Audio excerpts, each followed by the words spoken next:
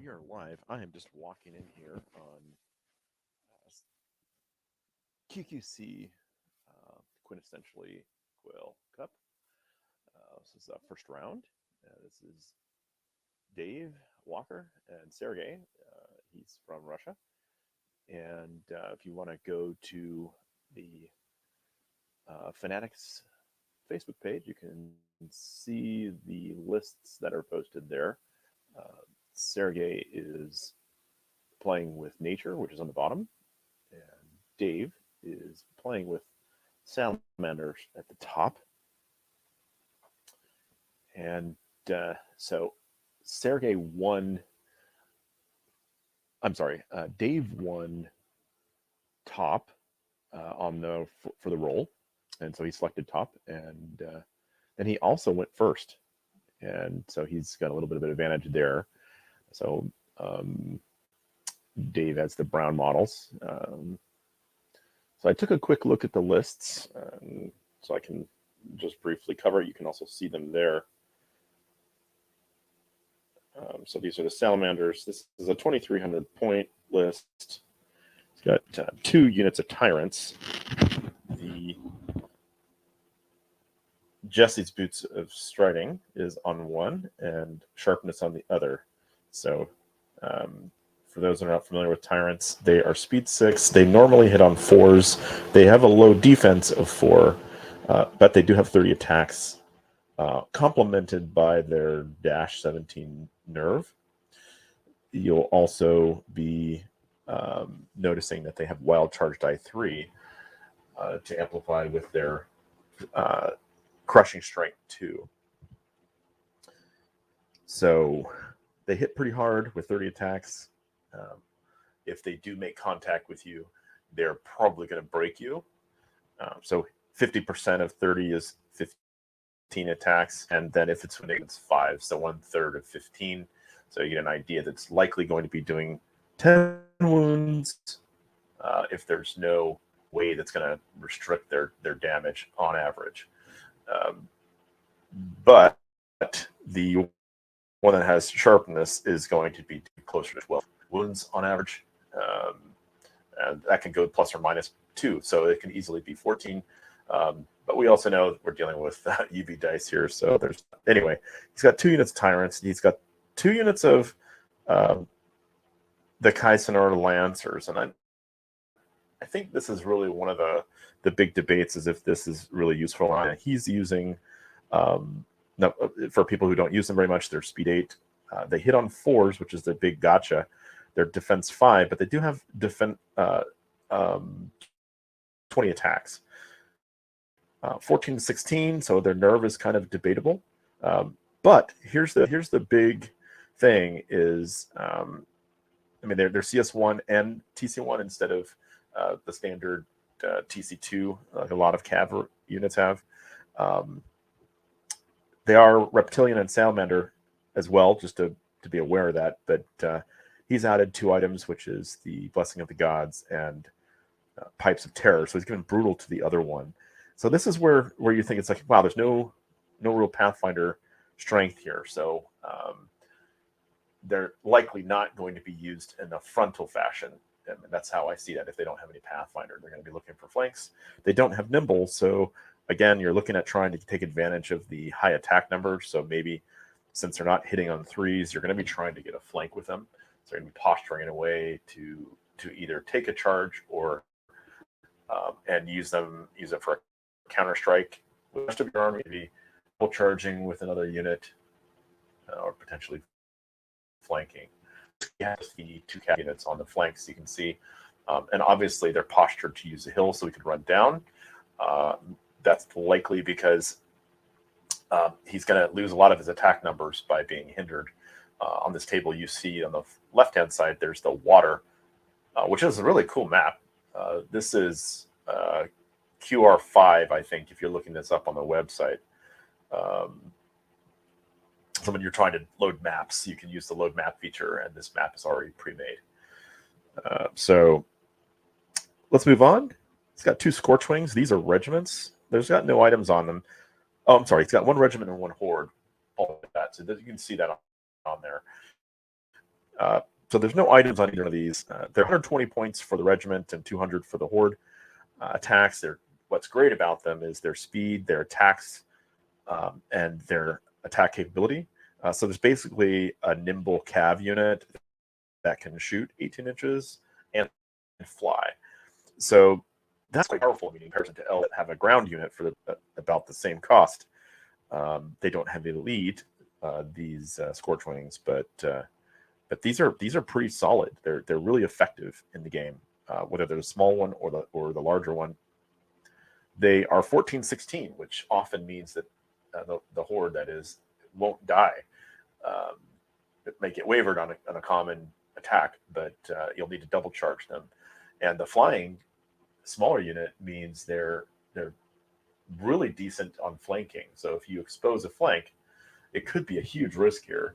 And like in this case here, that's a flank, right? So that's a big gamble for that unit. I mean, really not. But if he gets double charged, and I would think that would be not a great play for him.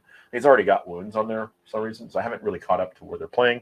Just trying to get you guys to see what's going on here. The Ember Sprites are his other two units, which you can see in the front lines blocking his tyrants. The Ember Sprites are speed 6, and they attack on 5s, and they have the Flame Belcher ability, which is 12 inches of steady frame, and they hit on 4s. They are dash 11, so you have to break them, or they're just going to keep doing what they do. And wavering is not possible with them, which is a lot of people try to waver these chaff. So it's actually a good choice and very price effective for 80 points. I think you're going to start seeing these. I've seen a number of them over the years, even as far back as second edition. So these were pretty good back then, and they're pretty decent now, especially since they have Scout. They are a shambling unit, so I wouldn't get too excited with them.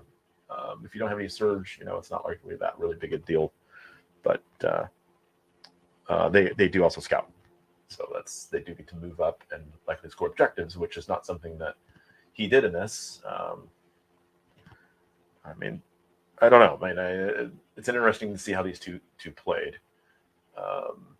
Okay, so now we're knowing that it's Sergey's turn. So that wasn't an open flank there. He was already there before the turn moved, so he must have scouted there, because those are 4 shamblers. So what else is in the list? He's got 2 Lyculodons, which are the 2 smaller guys here and here. They have a caustic spit, so they shoot 18 inches and they're piercing 1. It is a steady aim. It does hit on 4s. It isn't bad in combat, so crushing strength 1. So this is where we start thinking about how these artillery, these monsters, are scoring, and they're able to work as a chaff piece.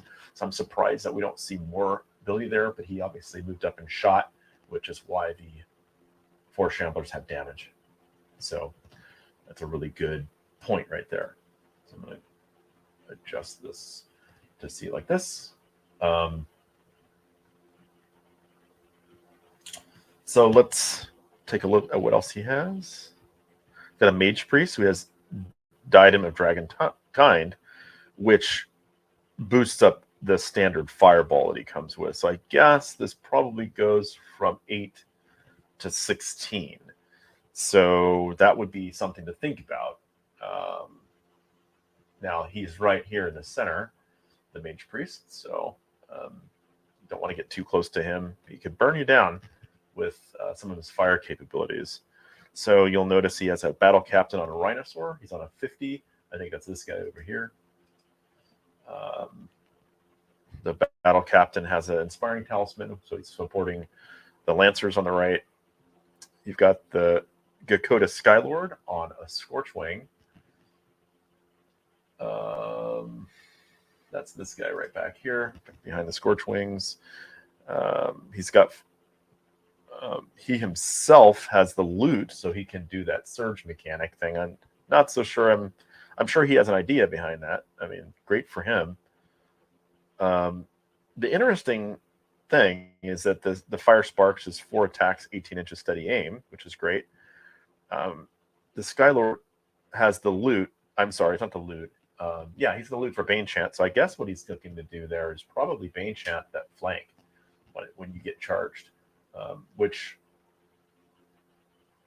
14, 28 on the flank because it's nimble, 28 hitting on threes, and CS, TC1, CS1 is pretty solid. So that's a pretty decent one, especially if you combo charge.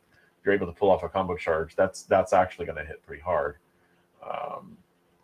Again, it's a 50, on one, it's 50-50 chance. You're rolling twice. The odds of getting that are okay. I have a tendency to miss it. So on that one moment, then it gets hot. Okay, great. It's a fun little thing. It's only 25 points. I don't know if I would have spent it for that, but I would like to see him try to get that off. So I think this is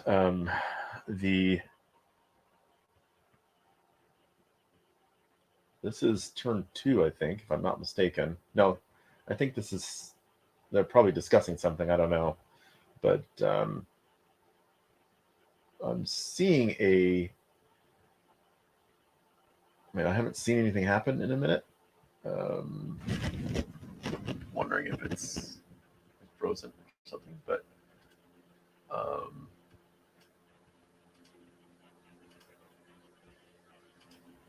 that can happen from time to time. And the last thing he has in the list is Rakwas, the Pale Rider. Rakwas. I've thought about this guy. I mean, he shoots. He's got 12 in shooting and steady aim, and he hits on 4s. So that's pretty decent. It has no piercing. He does have nimble, but he's speed 6. If he was speed 7, I think that would be a little bit more dangerous, because it's just that posturing and angling is pretty solid. Looks like they had some kind of issue, and then they resolved it. Or, I don't know. I'm not seeing them chatting. I think they're doing a Discord, which I'm not in. But anyway, Rakwas is vicious, so that's great. He's hitting on 3s, CS2. He doesn't have Pathfinder or Strider, which I think makes him kind of questionable with his 12 attacks. But he is an 18-20. So with 245 points, it's a pretty solid choice. I'm not so certain that it has a lot of synergy in the army, but I think it sure is fun to play with him. And him being in the woods right there is, for me, I would be like, okay, perfect, you're in the woods. That's not a problem, because you're only hitting on 4s, so only 50% of those 12 attacks are going to be hitting me. And if it's a dash 17 unit and only 6 are going to hit at a 12, I'm kind of okay with that, especially since only 2/3 of those 6 are going to go through in general math. So he's going to have to figure out, I mean, as far as Dave is trying to plan it, he's going to have to plan some combo charges with Rakwas. So I think if I'm looking at this strategy here, and I've seen them move a little bit, I don't really know what's happening or why they're not playing. I would think that they would, generally speaking, be playing on the clock. But I'm not seeing any activity. So I'm not sure what's really happening here.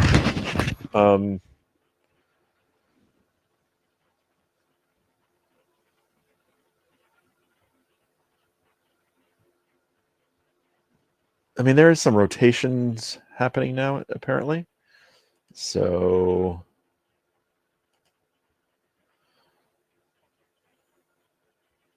not sure. Not really sure.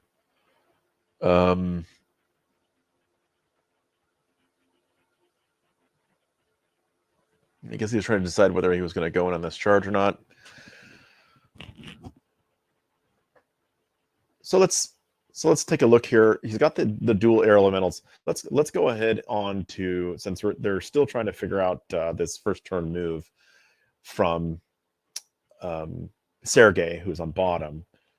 Let's go to Dave's list really quick. Dave Walker. Oh, that was Dave's list right there. Sergey's list is the nature one.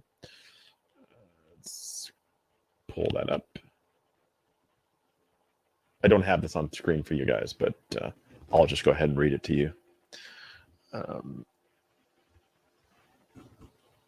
right, so Sergey has a horde of ensnares. That's this unit that's in the woods down here at the bottom.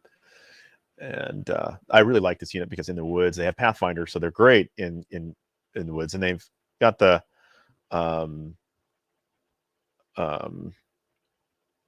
so he did give him an item, which is the Frenzied Otter, and this is just comes up so seldom when we see this in the game. But you can choose to re-roll up to 3 dice of a natural unmodified 1, and I'm sorry, it's reroll damage dice, just in case anybody was wondering. So it's just uncommon because I just feel like the damage part of this model or unit is not an attractive one. I'd rather, I mean, if it was 5 points I was spending, I probably would spend it on reducing the potential of being wavered, right? So I take this the Staying Stone, which I find to be more attractive personally. I find that it's if it's relatively average to get 12 wounds or 13 wounds in that zone. So if I get close to like a 7 on a waver, that may waver me, and I'd rather just have 1 chance at wavering and 1 chance of dying in my mind instead of 2 chances of wavering. So that's and really I don't care about the damage from this unit. If it does some damage, that's great. And really being in snare, it's more of an anvil. So I think he's got it in an okay place. I have a tendency to put mine. I've been playing in snares for a long time. I have a tendency to move mine toward the edges of the table or toward flanks in the blocks, in the 2 foot on the left or the right hand side, and not in the center of the table.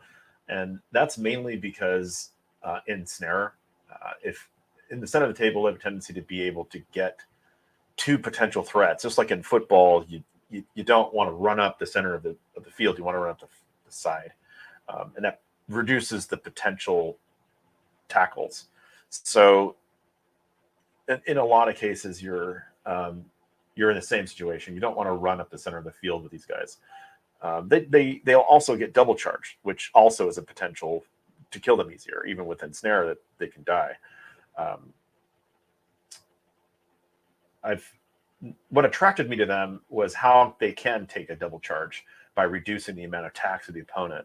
So, and also it counteracts anything that's because of its it counteracts with the low armor value, like the low defense, with things that have a high strength. So instead of attacking another unit that's stronger or have a better armor, these guys are absorbing it. So they're taking it away and absorbing it, and it's really, in effect, a misuse of their points to attack this unit with something that's really strong. So if that's the case, you're having an advantage. So in my personal opinion, I would rather because he has to run through all the terrain anyway, I probably would have the ensnarers dropped later in the play and more on the left side of the table, and taking advantage of the cover while I make my attacks or my assaults and planning my assaults. What I don't see here is the rest of his army moved, which seems very strange. There's a lot of the army on here, but it just doesn't seem to be moved. Like, I just don't understand. Like, this is Kapuka here, and this is the last thing I see that's moved. So this has been a long turn. So I wonder if there's a lot of chatting going on or something of that nature. I don't know. Maybe I, worst case to worst, maybe my computer's going slow, but I don't know. I don't know the answer to that question. I'll have to check and see in that. But yeah, so let's go back to what Sergey is playing with. So he's got the ensnares. He's got a unit of 4 shamblers. He's got 2 greater air elementals. That's the these 2 guys here. What do I think about this? They're monsters, and they're quite powerful in this version of the game. He's given them both Wind Blast, and I think that's a significantly powerful choice. That's these 2 guys down here. These 2 greater elementals. Give them Wind Blast, and they have Wind Blast 8. And that can be effective if with purpose. So sometimes you may not want something to charge you. Sometimes you may want to push something outside of the woods, right? So you could do that to restrict threats. So it's a control piece as well as a threatening piece. So the air elemental has a few gimmicks. So it's going to be really interesting to see how Sergey decides to posture with this. I personally would not be playing this as how Sergey's doing, but I would really like to see how his strategy comes through. It's an interesting choice, and I'm not trying to be critical of him. So I'd be interesting just to see what direction he ends up going, because he's running over this wall, and so he's literally going to be limited by that attack. It's nothing in that front line I don't think has Strider. So it's going to be really fascinating to see what counter strategy he's going to go for. And I think he's going to try to get an engagement on his front targets, hopefully not losing anything and keep them alive, reducing anything with Kapuka. So we're going to go over her pretty soon here, just a moment.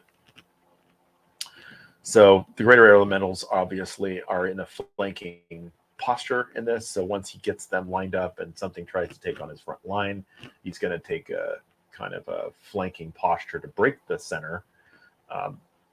It looks to me like Sergey is overextended right at the moment. That's the risk, but it would be interesting to see how that continues. Let's move on to the rest of the list. So after the 2 greater elementals, he's got the Pegasus, no items. The Pegasus, I believe, is this guy that's right here. Yeah. So it also looks like a unicorn, but yes, it's a Pegasus. So for people who know the nature list, the nature army doesn't have a speed 10 flyer like Scorchwings, if I remember correctly.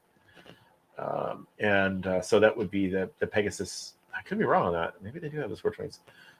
So I mean, a Penguin is a cheap approach to having a tall stopper, so, and it can block a lot of things. So it's height 3 by itself. So up on top of a hill, it's height 6. So something on standing on their side, it could block its vision too, standing in front of it. In addition, it can hit things and force it to ground it, like the Scorchwings. Like you could use it to keep the Scorchwings off you. Obviously, it looks like the Salamander army inched up and kept out of threat range of a lot of targets. So it would have been a dance to try to do that. So and obviously Sergey is still trying to figure out how does he posture in a way to trigger the engagement that he's looking for. What you see all the tokens for is Aurora Death from the Tree Herder. The Tree Herder is the Wither Father, and the Wither Father has Aurora Death, so it does 1 to everything that's within 6 inches every turn. So that's what the 1 point is. After the Pegasus, we've got the Druid. The Druid is one of the better. I mean, there's two druids that are coming. There's a Gladewalker Druid and the normal Druid. It's a really effective piece because it has inspiring naturally. So it's for its price point of 65 points, you're basically getting a banner bearer that can cast spells. So he comes with heal 2, and you can upgrade him to Surge 4. And Sergey gave him the Conjure Staff so he can reroll one of these. He also gave him the Bane Chant ability, so he can reroll Bane Chant, reroll 1 on the Bane Chant, that is, and reroll 1 on the Surge, and reroll 1 on the heal. That's pretty much my common choice there. I would probably take this pretty commonly. It does put it in the probably like the 105-ish zones. What is it, 40 points? Yeah, it's 105 for that. But I still feel like that's a good, well-rounded piece, especially since you can't switch out any options. I think it would be great if you could switch out heal for Surge, but that's just the way that they built that. The Gladewalker Druid has the Ring of Harmony, so the Gladewalker Druid is a little bit better, as it's 12-14.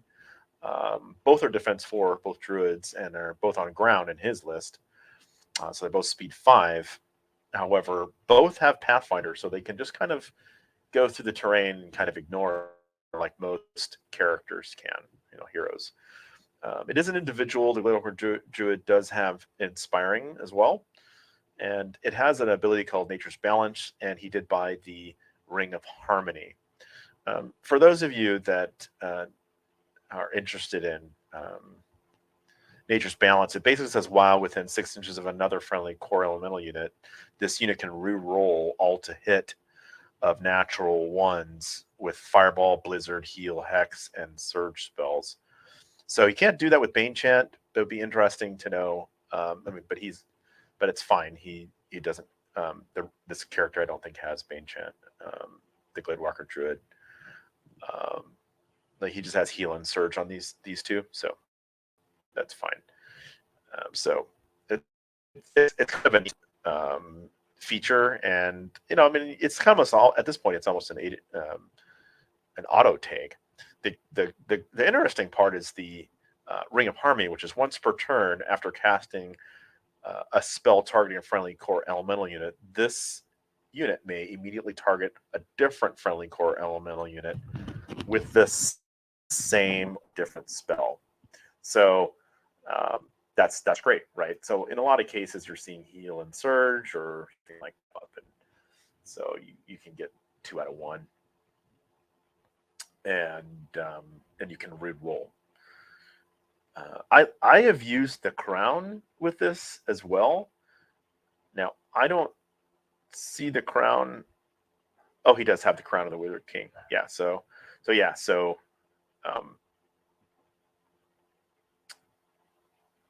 I feel like the crown is a really excellent choice for this because it extends the range signatures of his spells targeting friendly units. So he can just kind of stand back and be effective with that. So that's the combo that we've seen with those, and I'm sure the crown was built just for that guy.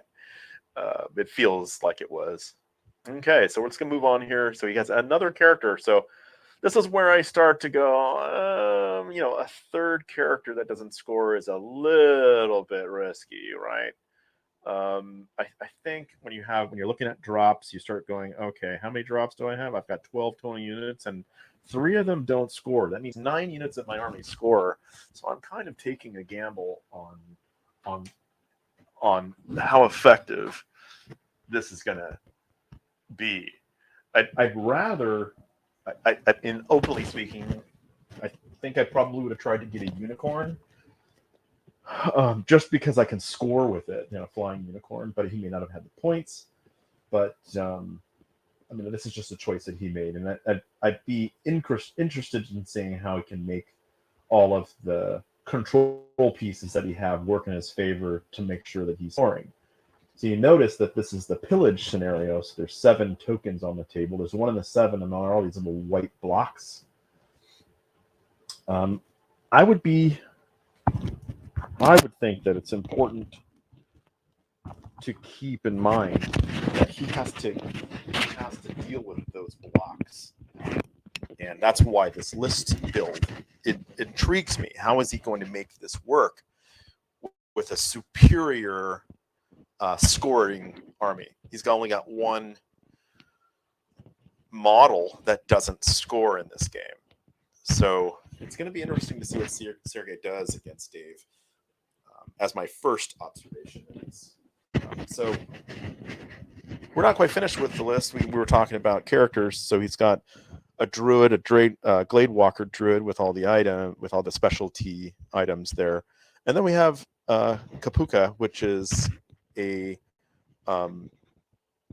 a heavy infantry character. It's 12-14. It doesn't have any combat ability whatsoever, but it has Aura Phalanx, which I think it just kind of slows down all of those Thunderous Charge units. I mean, really, that's kind of the primary thing. It does help against flyers as well. So it takes away Thunderous Charge, and then any flyers, large cav and cav, all are going to be hitting with a -1. So instead of hitting on 3s, they're hitting on 4s. So the whole front line, if it attacks the front, is dealing with Phalanx. So I don't know if it's really that big of a deal, because all the Phalanx stuff is to the right and left. And it's not the greatest employment. I probably would have, if I was Sergey, I probably would be on this complete left-hand side of the table or right-hand side of the table. I just don't know if I really want my units so spread out. Even if I am trying to get flanks, I would be trying to get them a different way. This would be a tough game to try to implement, but Sergey might say something different. This is exactly how I want it. So, but anyway, individual, Pathfinder, Scout, and Stealthy are the special rules. So really, what's not the big deal here is that I mean, it is a spellcaster, so you've got weakness and heal. So I think that's the big gotcha. Weakness is a great tool that I don't see used very often. I really like weakness, and what people understand about weakness is that it takes the effectiveness of the army down. So we're looking at all these attack rolls. And I think the turn just passed over to Dave, who is the Salamander player, and we just saw a bunch of rolling there. And if I'm not wrong, it looks like he attacked the front line and failed the nerve tests. So if you look here on the left-hand side, this was probably the nerve test against the one in the left-hand side, or the second one. And this looks like it was the attack, the damage. I don't know, maybe this was a vicious roll. And then this was the first nerve test, and then he snaked. And he failed to break both of them in the front, which is exactly why these dash units are important. So this is he got exactly what he wanted. He got exactly what he wanted out of this commitment. Because now he gets to choose his battle, and he wasn't able to form it. So any interesting postures are going to be really interesting to see. I'm really interested to see how he if Dave is going to be able to just crush this front line. So the Tree Herder is the Wither Father, which we talked about. So he's going to be really tough to break, even if you flank him with his defense 6. And even after that, he's a dash. So he is a dash 19, and it's not going to really bother him. He's got Aura Vicious for the things that are around him, Cloak of Death, Strider, he's Scouted, of course, and Pathfinder. So the Tree Herder just kind of ignores everything around and just goes and fights. With CS3 and 10 attacks, if he hits you on the flank, you're probably in trouble. But really, you run 2 Tree Herders. That's how I do it. I keep the 2 working together. One heals the other one if necessary, and with the Aura of Life, and the other one has Aura of Death, and they work together with each other and keep each other alive. And really, it's a really tough break, and since they're 250 bases, they make a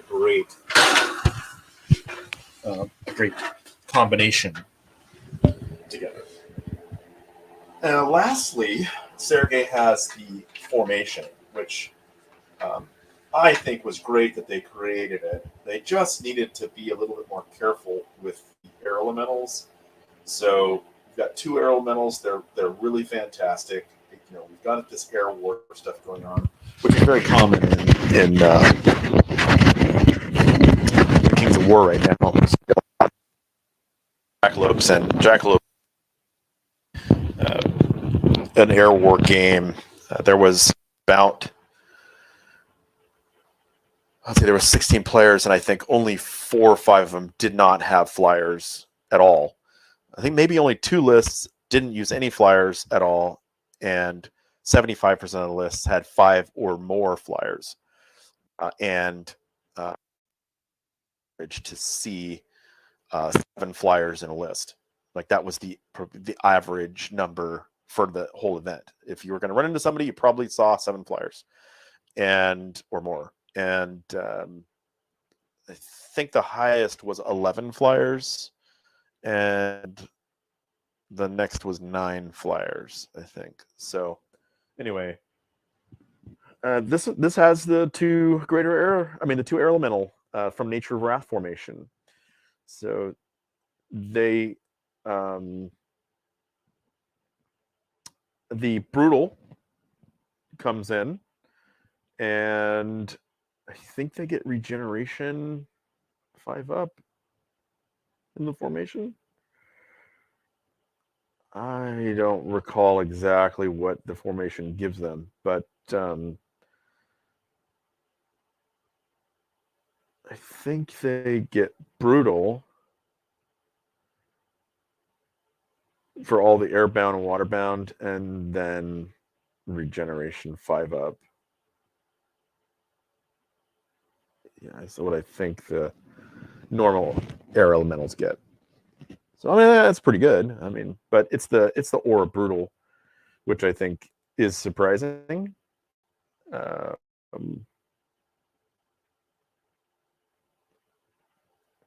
the greater air elemental has CS1 and TC1, which I think the big deal is, because ineffective, it's a flank with 20 attacks, and CS1, Thunderous 1, and they hitting on 3s. So that's a super powerful mini dragon for, and in this case, it's 200 points with the brutal option. That little brutal just throws it over the edge for sure. But I think they're 180, maybe a little bit more expensive with the normal air elementals. We scroll up to look at the normal greater air. Yeah, they're 180 plus the other wind blast, which is 25 points, which I don't know if is worth it. I think I've taken it sometimes. It's wind blast 6, not 8. So I don't know if wind blast 6 is worth 25 points, but I bet you he may say it is. So yeah, so now we're actually done with the list review. At 12 drops, I think it's super risky to play, especially since it's unit strength 8. So you're really relying on your army to be effective. Effective is about doing what your units are supposed to do. So if you attack something, it actually removes them. Efficiency is is more about using your pieces to do things at the least amount of cost as possible. So effectiveness means it does it accurately. And it looks for me that he's invested over 550 points to kill 80 points for those guys, or maybe I think they're 80 points, I think. The elementals, I mean the fire sprites, that is not an effective use of points to charge in and not kill those 2.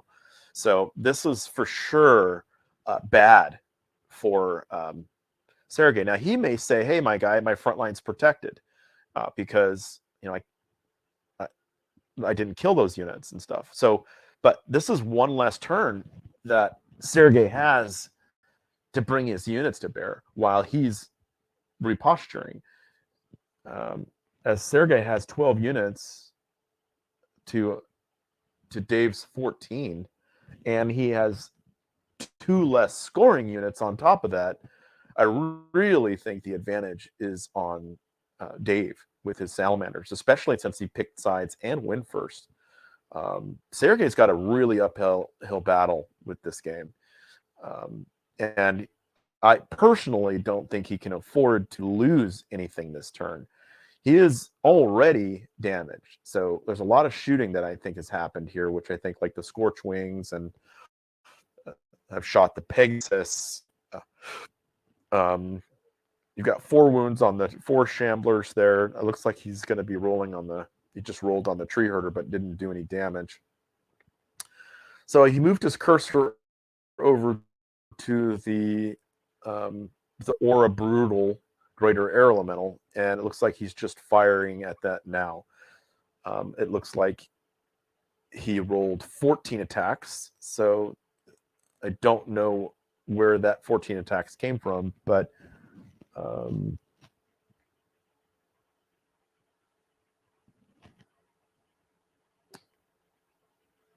mean, you would maybe he hasn't rolled, so the 14 attacks probably went over to the peg, right?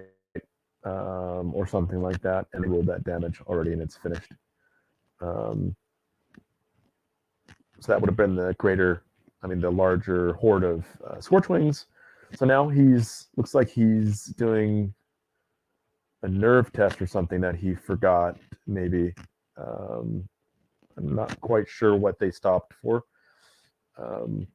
Hit a cursor that's over the formation air elemental guy. So I mean, he's not moving the cursor, or at least I don't see it moving. So I don't know what they're saying he's rolling, but it does have 3 wounds on it, so it's going to have to be brought down to at least a 12 to get a test on it. And right, we know that it's a -18, so 3 wounds is not enough. It's a 15. There's no way to get that, so he's got to be firing some other weapons at it. They're talking to each other, so we don't know what he's rolling for.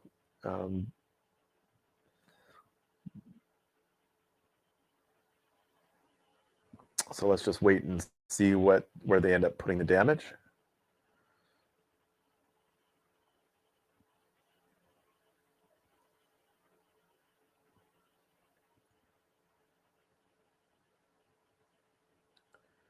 Looks like he's moved on to combat maybe here. I'm seeing the Scorchwings are in combat. The regiment there is in combat with the other air elemental, so they're pulling out tokens for some reason, or turns. Okay, now that must be the end of the turn, and he obviously couldn't break the air elemental, so he did 2 wounds to it. So I guess that's what's happened, is that there's no test that they could do on it. So it looks like there's a druid that's right below the air elemental, so you got some inspiring. I'm going to click and see which one it is. It's the Surge Druid. It's a standard druid with the Surge and Bane Chant. So since he did 2 wounds to it, it's going to be really interesting to see where he ends up going, or what he ends up doing with him.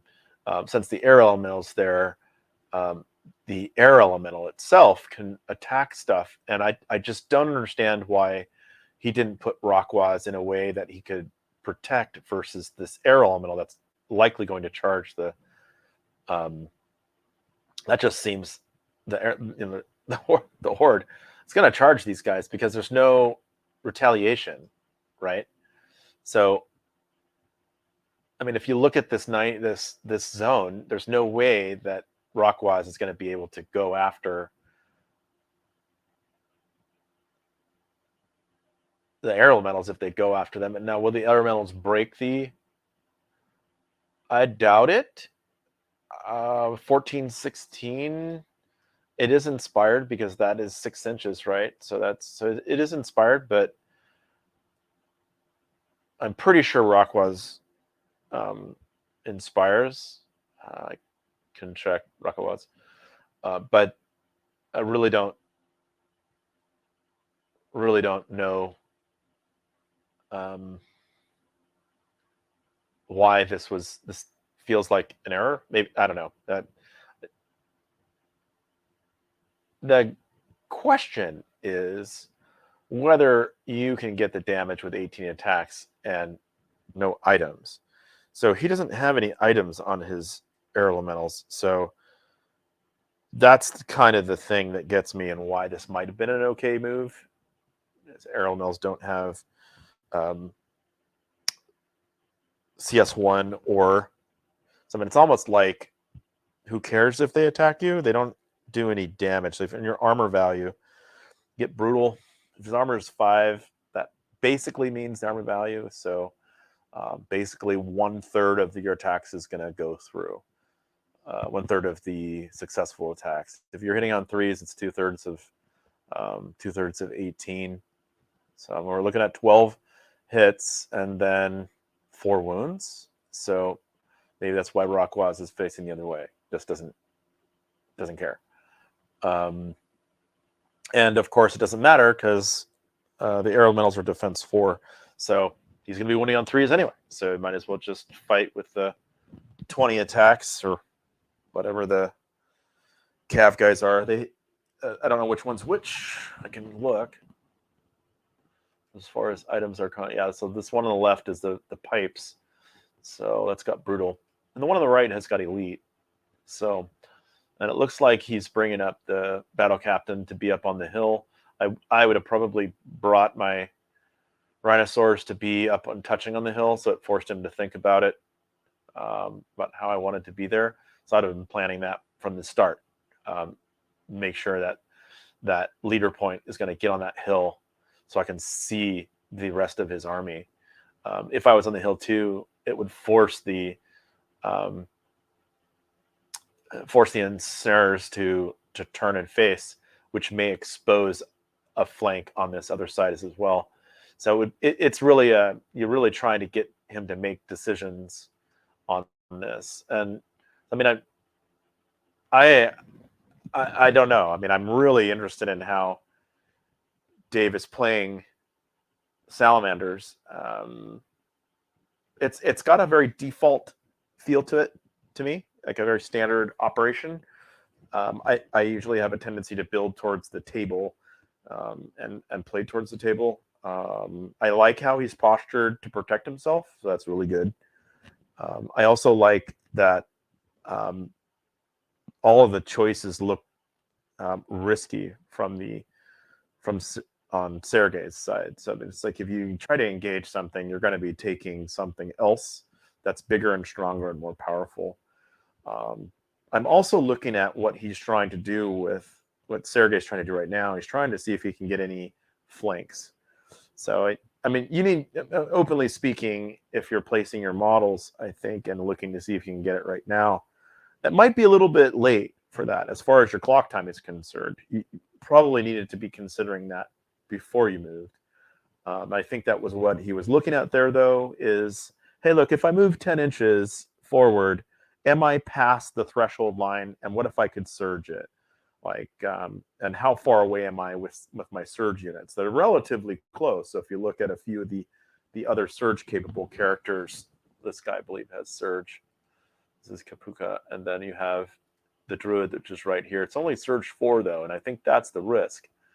So when you're looking at this, you're looking at this 45 degree or something like this 50 degree zone right here.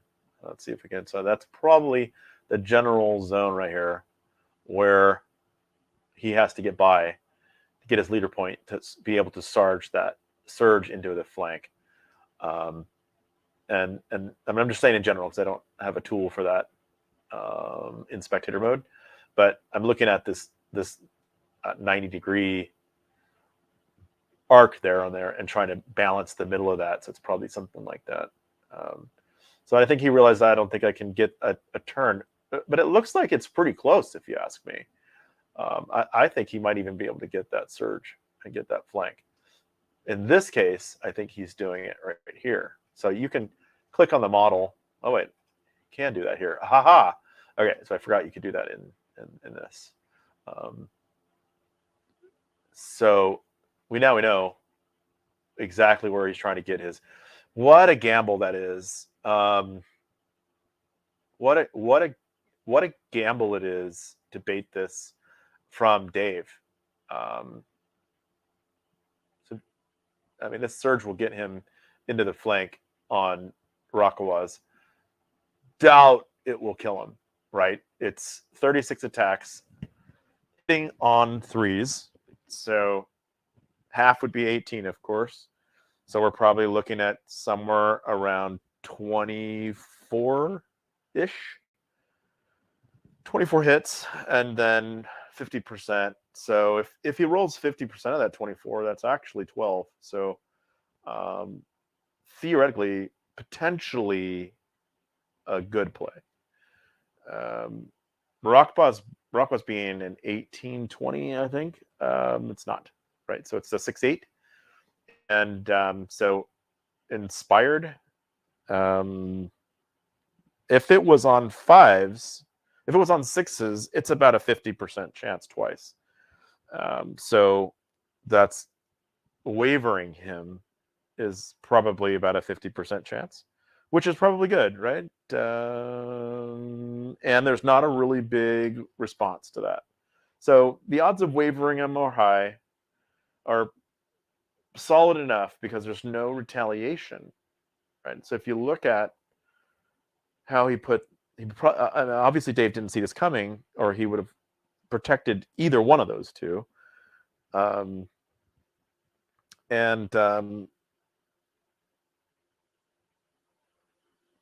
Have an answer for it, because once he gets that surge off, it's going to be, what do I respond with? And there isn't anything to respond with. So Rockwell has to live through it. I mean, he can't even get him with the Lykelodon that's right there. So, I mean, I think that is a good hook for Sergey, and that's what you have to do as the nature player, is to get into that. So we're also looking on the right-hand side. So we've got a hindered charge against the Scorchwings, which is going to pretty much keep them out of the rest of the game, I think. They'll Bane Chant them. They'll be CS1, winning on 3s. The two fights there, so let's say they hit on 3s and wound on 3s with Bane Chanted, with 14 attacks, probably about 5 wounds at a guess, probably in that zone. And then it won't do anything, and it'll attack. The Air Elemental will attack back again.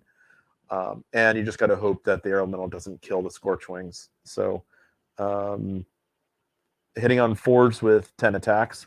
So hitting with 5 attacks is not a solid thing, but likely will do 3 or 4 wounds.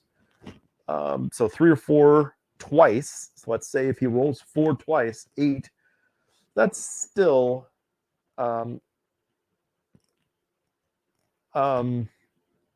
8 wounds, on a dash 6, on a 16. So it's probably going to get wavered on the second one because it's only 6s, right? So it's probably going to get wavered on the second attack. So you're going to have to come up with a plan, and you really don't want to fly the inspiring guy away because you're going to need it in case he does happen to roll an 8 there. You're going to need to force a retest. So the question is what is Dave going to do about this Air Elemental that's in his backfield? And if he gets wavered on the first one for some fluke, he's going to have a plan to, and this is why not having the guy right behind you is a horrible idea. So you want to have him to the flank, or for sure 1 inch behind, so that you, in theory, could withdraw. Now, in this event, we don't have withdraw, so I think that's why he probably said that there. It's like, I can't withdraw anyway, so we're just gonna see what happens. But still, I think your regret here is not being able to flank the Air Elemental when it charged. If you're going to be that close to it, you have to plan for protection in all of the cases. So let's move on to the Air Elementals. It looks like he's going after the Lykelodon there, which seems like a solid play. But the Lykelodon is ultimately doing its job. So it's allowing for a combat strike on the following turn. So he's going to be using so they're going to go down. They don't have a big nerve. I think they're 8-10 or maybe 9-11. Either way, it doesn't really matter because Pathfinder is just ignoring the terrain that they're in. So if they take 5 wounds from the Air Elementals, or 6 from the Air Elementals even, they're probably going to go down, and the greater elemental, I'm sorry, the air elementals on the right are definitely going to kill that light Chelidon. So that's pretty much going to leave them open for the 30 attacks. So we're talking about either the 10 or 12 damage, and in this case, it's going to be even more because it's literally wounding on 2s. So my guess is whatever attacks is going to take down something here. Now, the one on the left, the one that's the formation brutal one, probably won't go down just because of the terrain. So it's just going to depend on where he ends up going. So if he overruns far enough to get past Rockwaz, and Rockwaz for some reason gets wavered on 6s like we were talking about, that would be a good play. I mean, that would be a great play because you've got 2 air elementals, the right one and the left one, that are posturing to start flanking the tyrants. And so Dave's really going to have to strike back here because he has to get through something. So this is actually showing how strong the air elementals can be, even though they're outnumbered and less efficient as the Salamander list is. We've got 3 units in the Salamander list that are being outplayed at the moment. The 2 Kaizenor Lancers on each end of the table, and then we also have the Lord on the Rhinosaur. So it's just postured poorly. It needed to be in the center of the field to protect the flanks of one of the 2, just like Rockwaz is. So I mean, I can see why he would do it. I mean, obviously you want to do a counter, but the air elemental mobility and attack capability threat is for sure more significant. And I'm gathering the air elementals are trying to avoid any fights that they can. So Sergey has made a great choice as far as finding weaknesses in the opponent's line. So he's obviously thought about this while his opponent was playing. And he did get the surge that we were talking about. So boom. So we see that surge there on the flank. So that's going to end up being 36 attacks, hitting on 3s and wounding. I mean, I don't know if he has Bane Chant capable there, but it looks like he's probably going to try and Bane Chant that so he can likely be wounding on 4s as well. So hopefully we can see how that's going to play out. And again, this air war armies are pretty powerful in this game. And I think if you're a new player, this is for sure relatively undesirable. And if you came here for the block combat game, you're obviously avoiding all of that with an air army. You're avoiding any of the obstructions that are on the ground. You're avoiding any of the navigating issues with Nimble, and you're avoiding any of the slow speed restrictions by being speed 5 or 10, or 5 marching and charging speed 10. So I mean, even if you go speed 6, you're still avoiding that with speed, having a speed 10, charge 20. So I mean, it's avoiding all of the concepts of the game, which are intentionally fun in a block combat game. So building a whole air war army probably is undesirable for a new player, and I can see that. And I think maybe the rules committee might want to consider walking their power back a little bit. It is fun, but we have to be careful not to encourage it so much that every army in our events are all flying, because flying is so superior, and the only way to defend against it is with other flying stuff.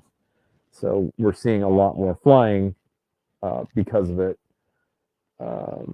just as a shield in some way, in a way to just it's a primarily a simple way, a more practical way to resolve it. So hopefully somebody in the design team is thinking about that.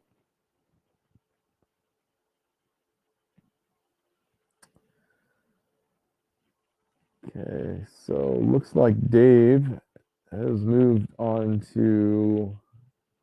He was just doing Surge a minute ago. I don't know if he's like on Bane Chant. So he's doing his first combat. I'm gonna zoom in and see if he has a Bane Chant on here. So all the 2s are from the additional dice damage from the Tree Herder.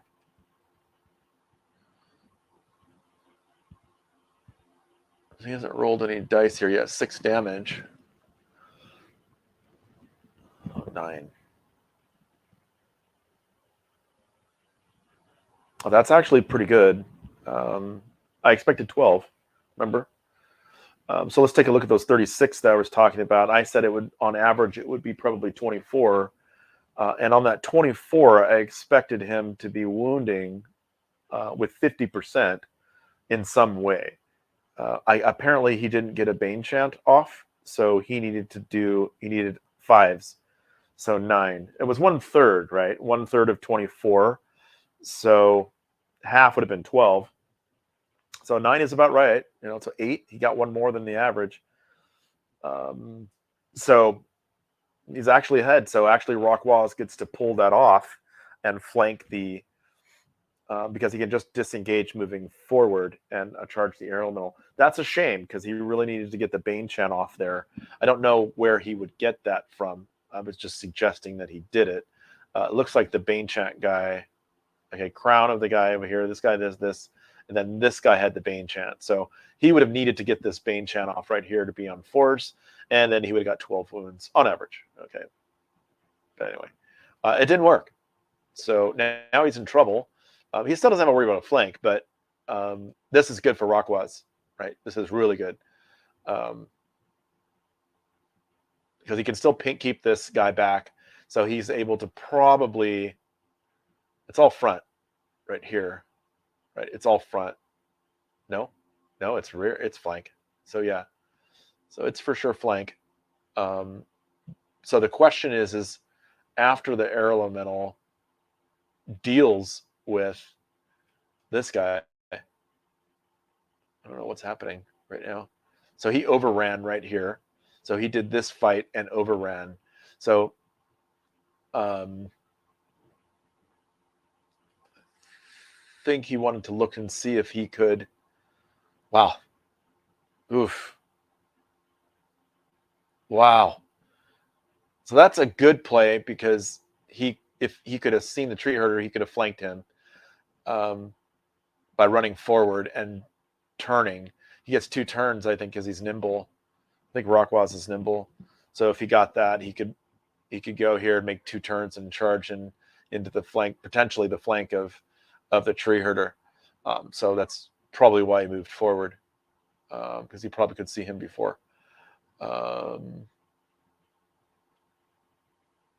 there's relatively no risk beyond it to advance. I don't know if that's 100% true.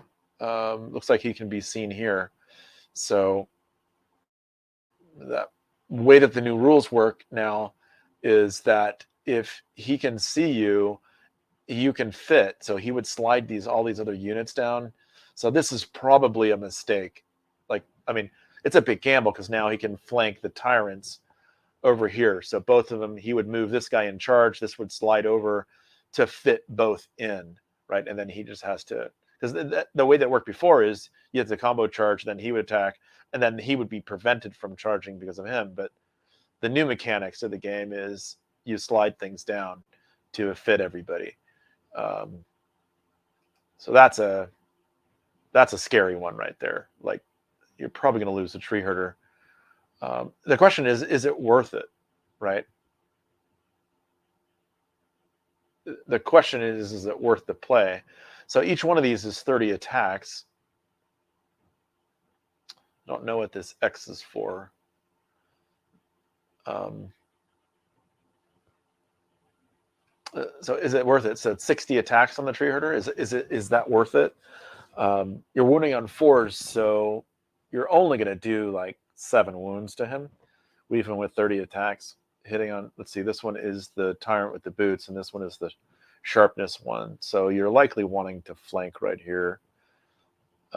He's doing this attack here, I think. Let's pull back out and make sure that that's what's happening. So this might be a very strange turn. He did kill the... So I think what's happening right now is he killed this guy. He did 4 wounds over here. As I was talking, it's going to be 3 or 4 wounds. And it looks like he's okay because he just moved the air elemental. So he probably did that before. So that's fine. So the second time I go, we're going to be seeing 8 here likely. Over here, we're looking at what he's doing with the peg. He chose to sidestep here, which I think is an interesting one. Could be a blocking tactic. I don't know. Could be a strategy on blocking.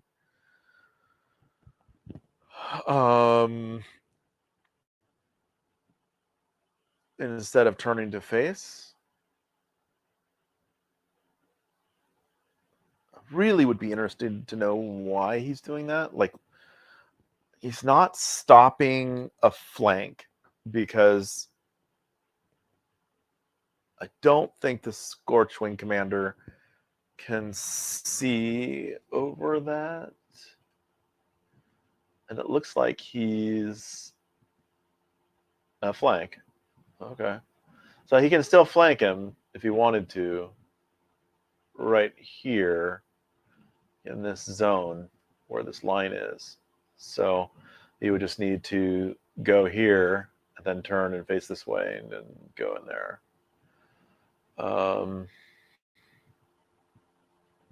I mean, it is what it is. It's not that big of a deal. Okay, so the Kazner Lancers had a target.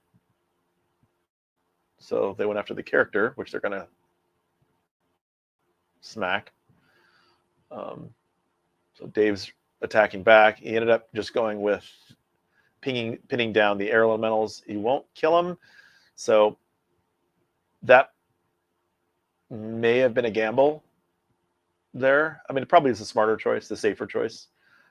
I'm a little bit more like kill the air elementals as soon as you can. I mean, the greater elementals.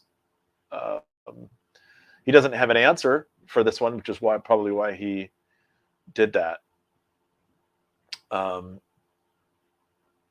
It'd be interesting to see how he ends up going this route. I mean, my poor choices, I probably would have just turned the Kaiser Lancers to face the rear of these guys and force them to make a decision down here, and then I would have hit him after the fact.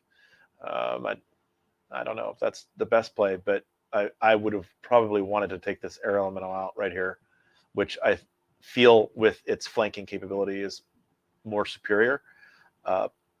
Even though these guys have more attacks, if they're not Bane Chanted, they're not really going to hurt me that much. I mean, I probably could absorb some of that damage. So the question is where is he going to go with this other one? So we already knew he was going to go this way. So where's he going to go with this other one? I even thought, though, the sharpness would have been great on the flank of this guy, but it's not worth the attacks, right? So the question is, does he go after the Horde and reform in some fashion? But I don't think he can.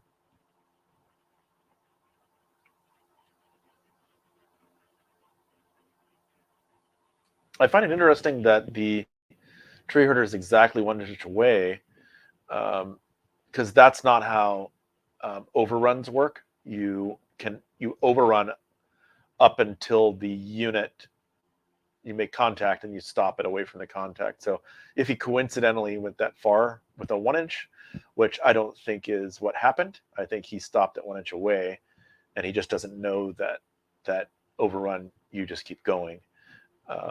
Not a big deal, but some people haven't really read that rule. It was on page 27 in the old book, and I haven't checked where it's at in the new book. I can check it out. Overrun.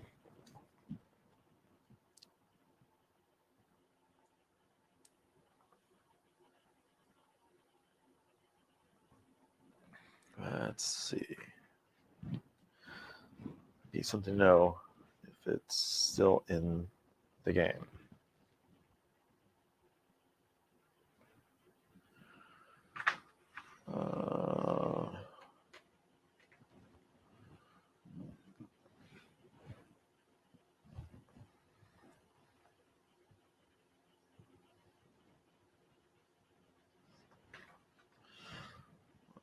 see, multiple charges.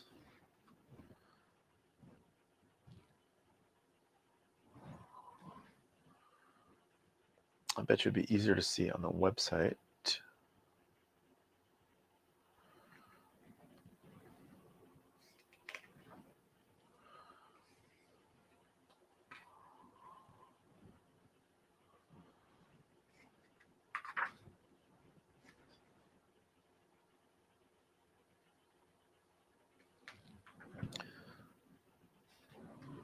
Yep. Looking at melee phase.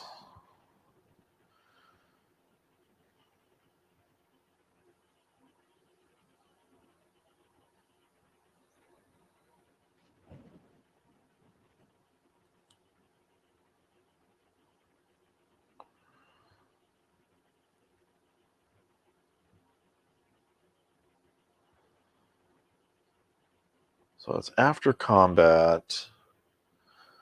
Move directly forward to die 6. They must move full distance rolled. The movement not affected by difficult terrain or obstacles. Move through other units while rerolling.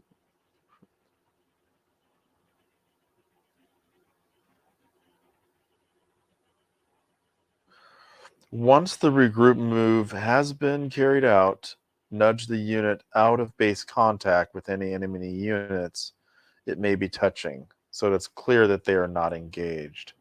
So, just for clarity, it has nothing to do with the 1-inch rule anymore. So, and that was in the melee phase in the main book. So, not a big deal, but it's kind of a second edition conceptual rule that you're supposed to stay within without being within 1 inch.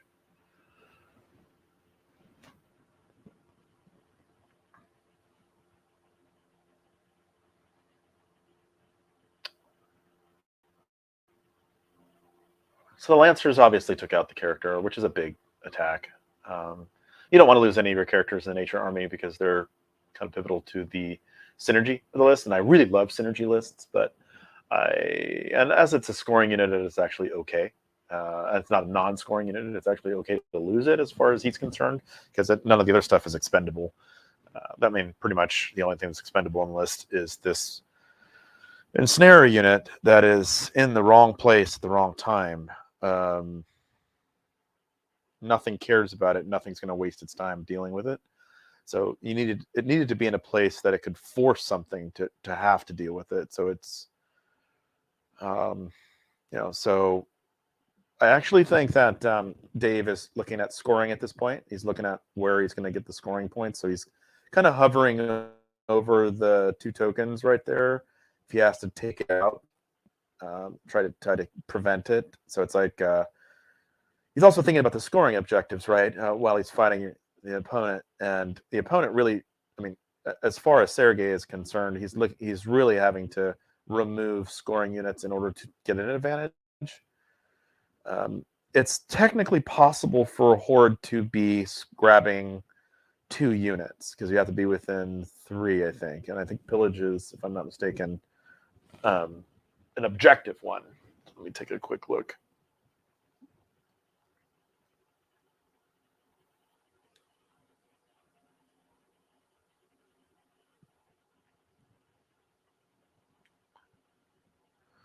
They changed the way the rule book is, so I'm trying to find the scenarios.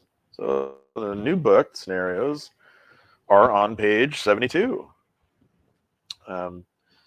Pillage's objective markers. So that answers that question. So you can't pick them up. So yeah, so if you're within 3 inches of them, you can technically hold it with a horde unit. So you can get 2. So that's something that Dave needs to be concerned with this ensnare unit. It looks like the Lancers are postured.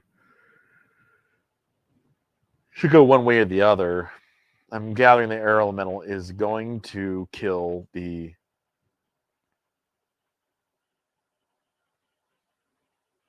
Scorchwing Regiment that's got 6 wounds on it on its next turn, but it's Dave's turn. So we'll see what Dave does. I don't know what's wavered here. It looks like Dave is okay. Done. Right. So he did 11 wounds. Oh, geez. Oh, geez. Is that happening right now?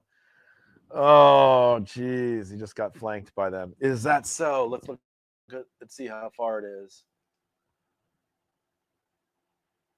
Oh my gosh. Oh my gosh.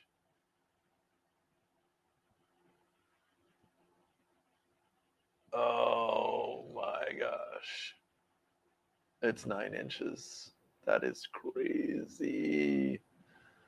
Oh my God. Dave, you didn't break. So he did Arrow Metal Horde with 11, right? It's a dash 18.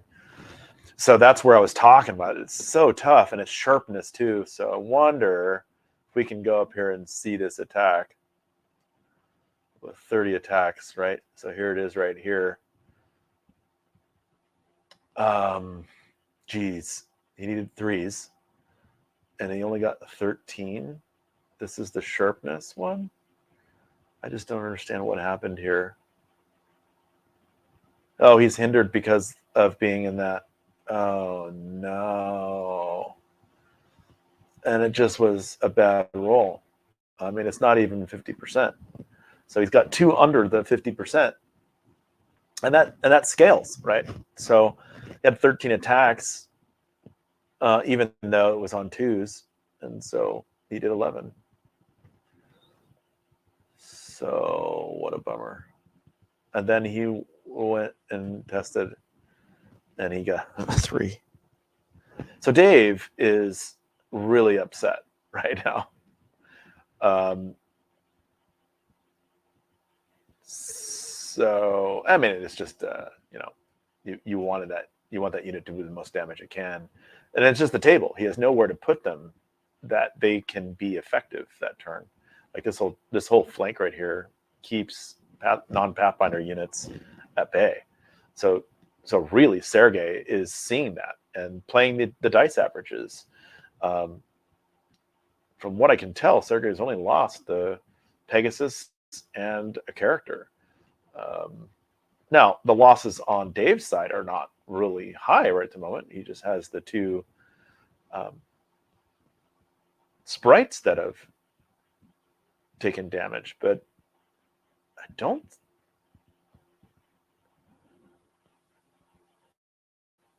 really think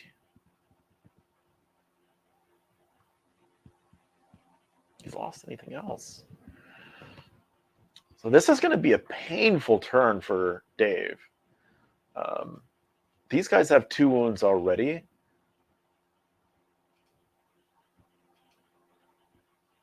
And I think they're 15, 17. No, they're dash 17. So he probably, and he's already got 5, so he's a 15. So you really only need, 3 wounds to get to boxcars for 5, right? So you're looking at how do you get to 5. So really you want to make this attack on 5s. Looks like he just healed the air elemental.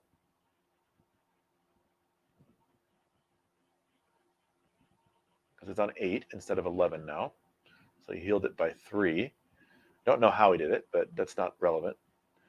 Oh, it's regen 5 up. Oh, geez. 3. Ah, nice.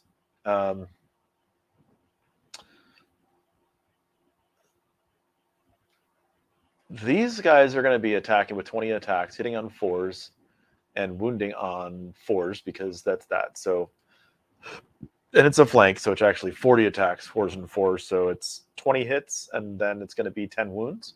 So even that alone, he doesn't even need the air elementals to go in here. And that's the joke, right? That's the joke. The question is how is he going to reform after this? He's going to have to turn this guy this way or face that way. So this guy's going to get the air elementals, and then he's not going to get anybody. He's got elite, and he can't see anybody. So he's wasted. So again, the nature stuff has really just taken out this whole effectiveness this side, but it's also given up these 2 tokens. It feels like it's given it up. So the question is can the flanking pincer move outscore the breakthrough that's happening right here? He's not going to break through right here, and he didn't get the air elementals over here because they're just too high, right? We knew that. So now he's flanked and he's gone. So now we're going to lose the Rockwaz. We're going to lose this Tyrant with sharpness unit, and then you got to pray he doesn't lose this Tyrant with boots. But the problem is the Tyrants are locked out of the game, as well as this guy is locked out of the game. So Sergey has, without this Lancer unit that's in cover, hitting on 5s now, he's out of the game. I would say Dave is out of the game. The problem is that the Lancer's only real target is this guy, I think. Because I don't think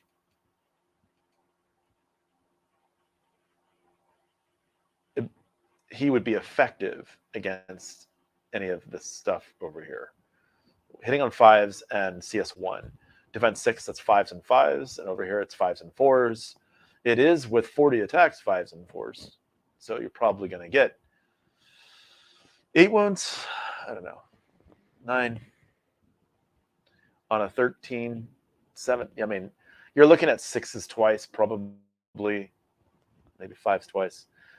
And the way he's rolling, even if he did that, it would be putting the Lancers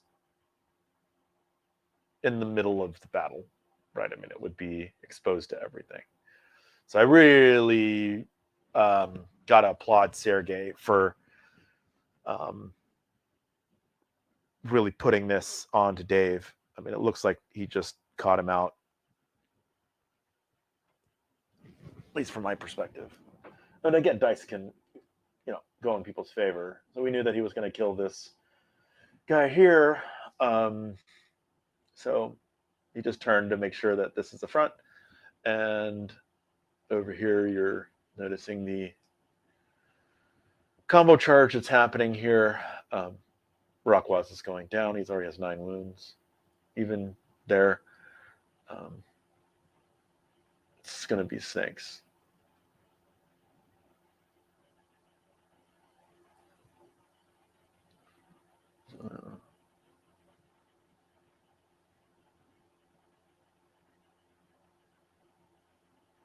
They didn't even put the damage on there. It was just, hey, look, this is over. So did he roll? He rolled a 6 on overrun. Okay.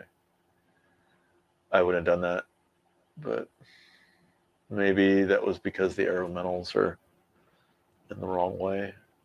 And ultimately, it doesn't really matter that much because you can surge him. So this is a game over, I think. I wouldn't be surprised. Well, I don't think it's going to be a table, but I mean, we're really looking at Dave maybe getting, struggling for 2 at this point.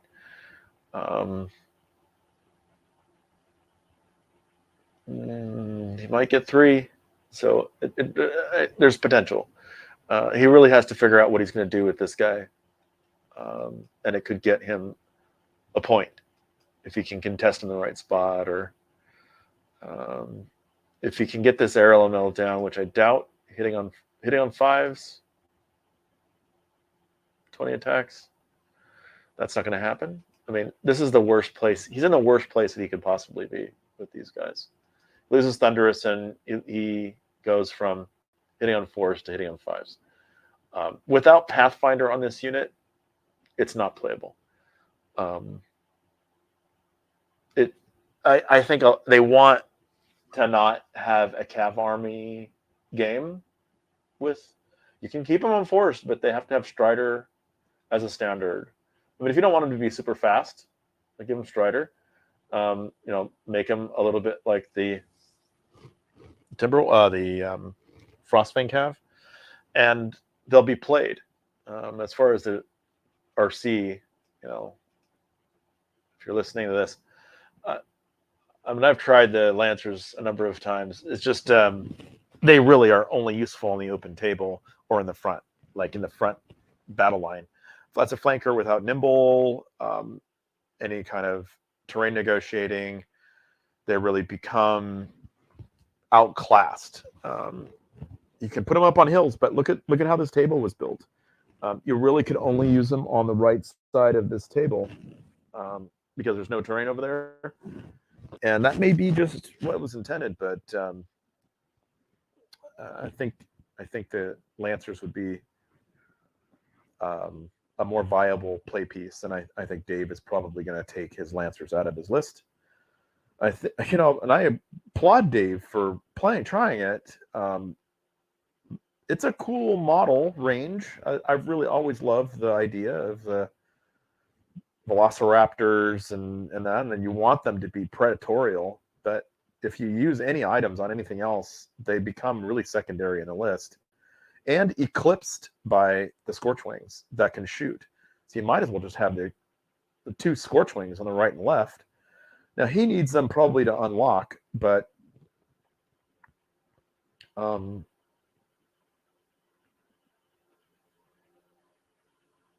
there's a lot.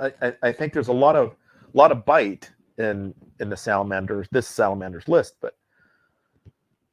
and with the scoring, it's good. I mean, I think there was a lot of potential, but you can't afford to make any mistakes. Not against an air war army. You really can't give any flanks whatsoever. And he was pretty spread out.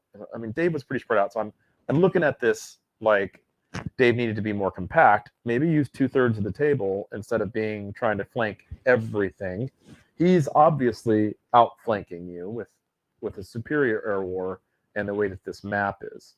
So obviously the air elementals, I mean, this is in bad shape. Oh.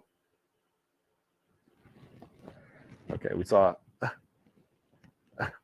Sergey leave for a second there, so he got disconnected. So he's back. So yeah, what a turn of events on turn 2 or turn 3. Sorry, turn 3 just was a great posture, but huge risk. And I think Dave made a mistake not preparing the hammer side to be on one side of the table. Not the pincer move is a big gamble. Obviously, he's trying to get as many tokens as he can, but maybe there was just too much on the table to eat, right? So he just needed to focus on getting 4 tokens. Like, own 4 tokens. Pick 4. Let the opponent have the rest. Don't need to try to have them all. And play and defend those so that he can't fly behind you, can't get beside you, and any charges is a bounce. And if he bounces, he takes the brunt of your full force in retaliation and counterstrike. And I just feel like that when you're out mobilized, you're really looking to counterstrike. You're really looking to use your higher nerve and armor and not expose any flanks whatsoever. There's no risk. And I'm sure the funnest part of the game is trying to get flanks and stuff, but he's playing. I mean, it would be a really uphill battle to try to outflank an outflanking army, especially since he's got the surging capabilities. It's just a huge risk. So we're looking at Dave trying to kill another character, maybe just for points. And he's so out positioned at the moment. I'm wondering where he's going to head. I don't think he can get far enough. He can probably get far enough to. So this is the thing: is he's already turning. So I would have moved forward 7 or something, and then turned and faced, and then moved another inch to see if I could get within the 7, so I could be facing the guys. And it looks like he's just going to try to protect that last token back there, which I don't know. So here we are back up here.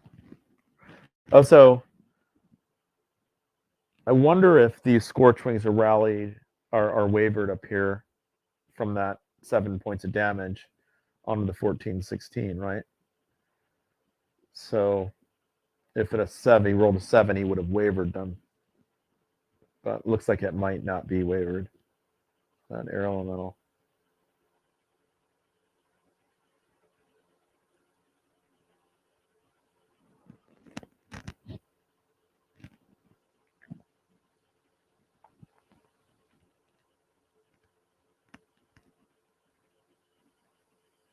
Oh no.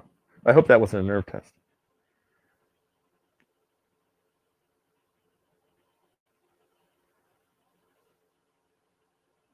Looks like it was. Oh jeez. Ugh. So it looks like he rolled a snakes on. Ah. Jeez, Dave. Sorry, man.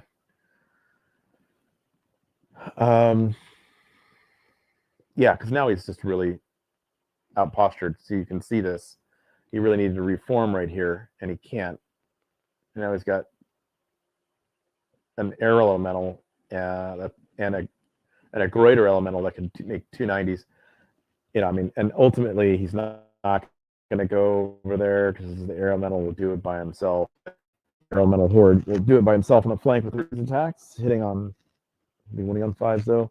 36 winning on 5s. It's still a crazy number against a 14-16. So even if you wavered him, it probably doesn't matter. So he killed the tree herder, and he's forced to face those guys, and he's going to get reared by the air elemental. So I mean, it's really bad. Like, this is really bad right there. He did kill the tree herder, which is a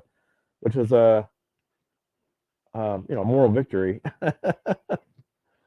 And it's turn 4. I killed Shobik in a recent game on turn 3. And I felt that was no matter how the game would have went, that's a moral victory. Shobik alone causes so many wins because it's so hard to take down.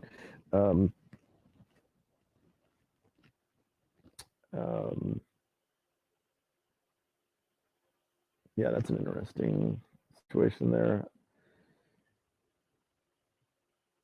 So we're still seeing a lot of open tokens here. The 3-inch zone. Let's see if I can click on these tokens. I don't think you can. Yeah, I don't think you can click on the tokens. But if this is an inch, we can see where 3 inches is. So nobody's got this one. He might not deal with that. So he is. Excuse me. He turned these guys around.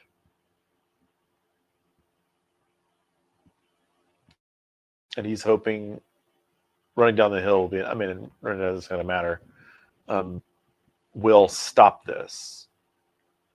So he'll prevent that token from being taken. This will prevent that. He's going to lose this right here. He didn't waver this guy, so he ended up getting the air elemental. So that's unfortunate from the air elemental side, which opened this guy back up to being in the game again on turn 4. So Dave's game isn't over yet as far as scoring is concerned. It would be interesting to see if this air elemental goes down with 8 wounds. If he can get, you need to get to 5s on a, what is it, a 17 or an 18? I think it's 17. So you need 9 wounds. So if he did 4 wounds, he'd be okay here. I think if you can get to 5, just need to do 4 wounds. That'll be fine. So that leaves this, and this for scoring. And this still could swing back in his favor. Like, he could still bring this game back. I feel like these guys have no wounds, but he is going to turn and be right here. Oh. So he's decided to take the lesser route because this guy wouldn't kill him. And with his CS2, which is probably the smarter play, it makes 2 turns going this left, so counterclockwise, and faces, what is he doing?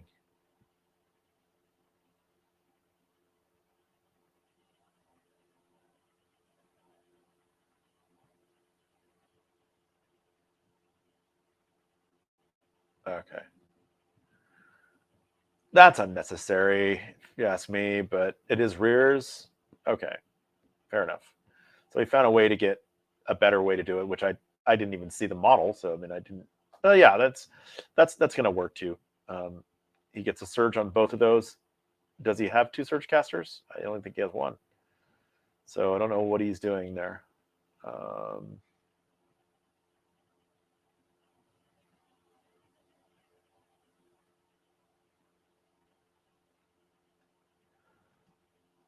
Maybe this is just posturing.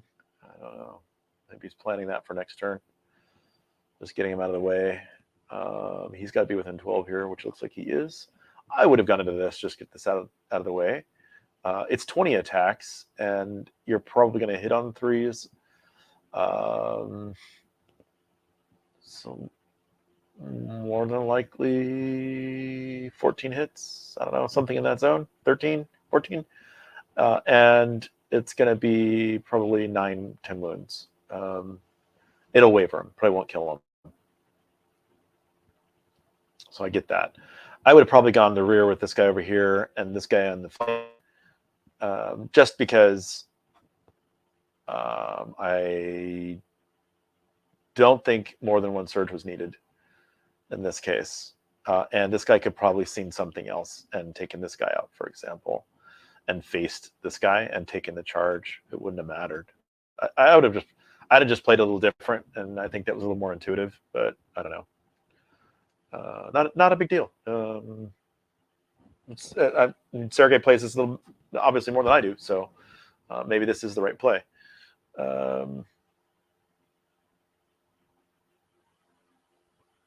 This seems unnecessary in my mind. Like this seems. This is not going to do it for sure, but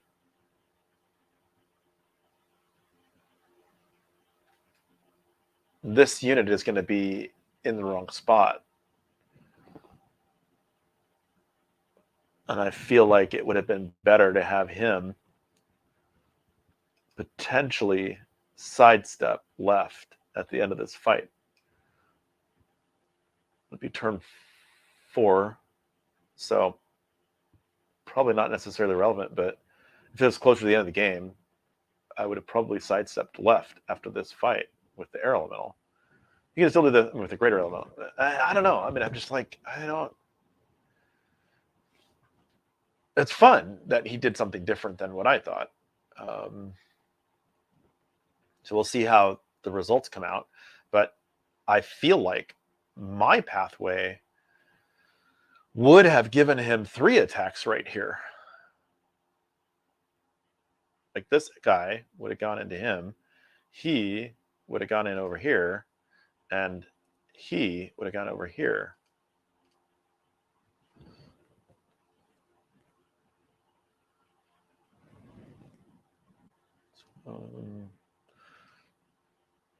Kill what you can kill.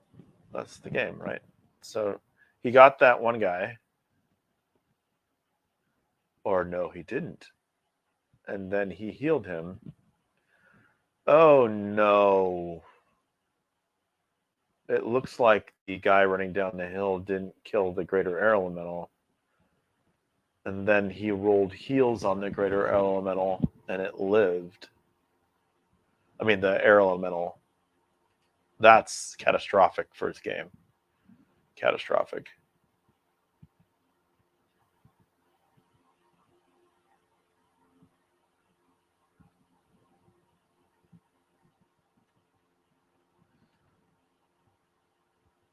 I'm looking for something like what did he do?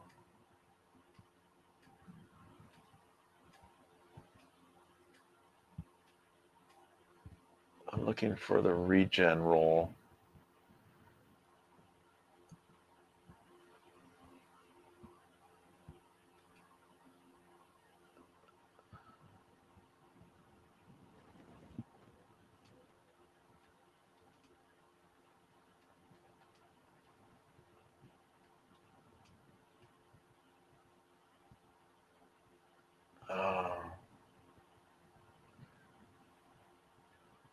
Gosh, wow. Wow. I don't know. Maybe he forgot to attack with him. I don't know. Don't know.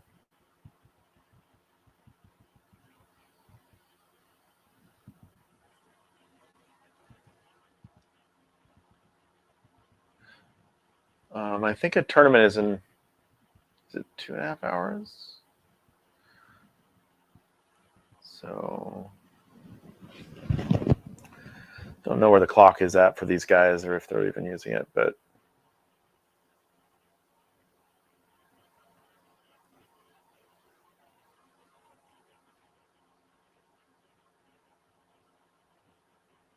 it doesn't feel like it's a slow game. It's within the time zone, the time I would think of a tournament. So there's no complaint there. Just an observation.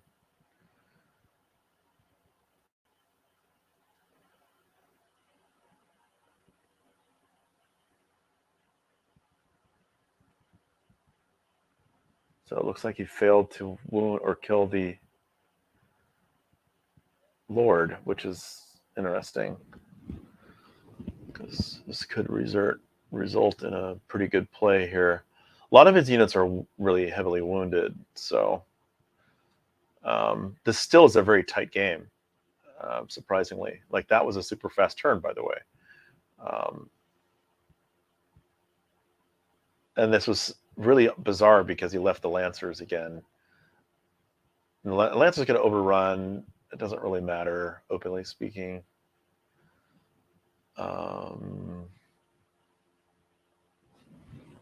And I see some strength there since he's looking a few turns ahead. This isn't going to matter. Elite, hitting on 5s. 20 attacks. That's just going to bounce, and he's just going to regenerate it. It's going to kill the air elementals right here.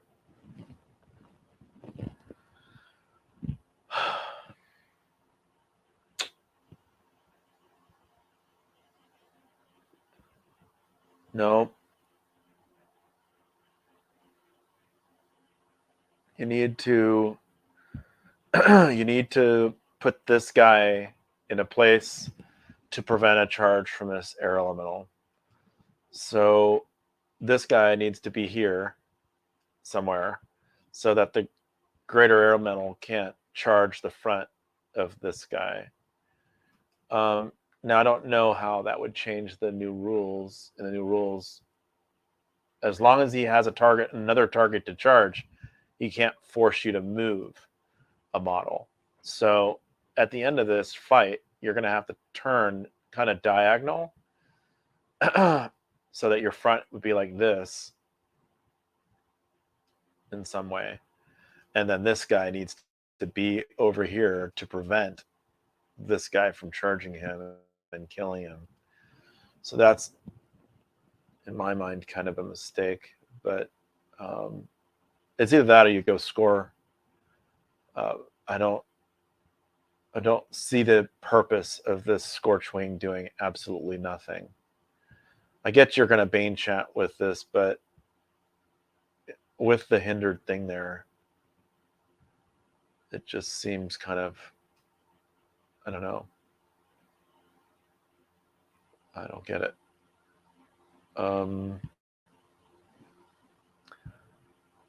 I probably would have just charged these two into this guy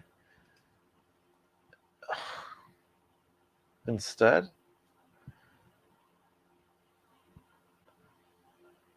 And probably forced the...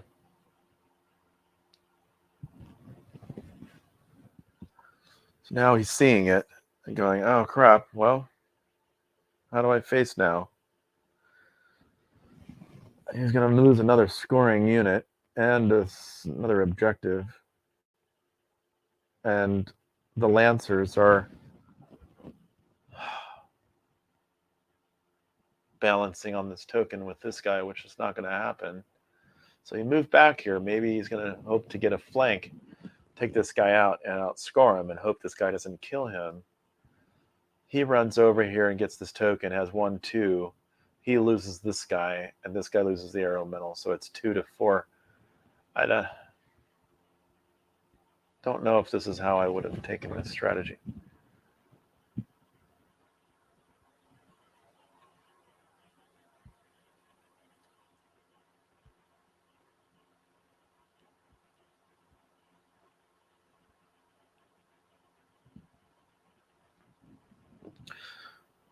The only thing you can hope for is that maybe, God, he didn't even get the wall to help him on that.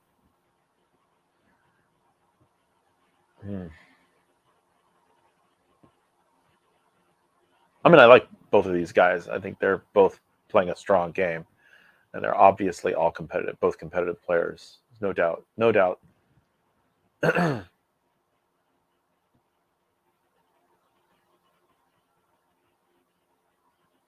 And he still didn't kill the 12-14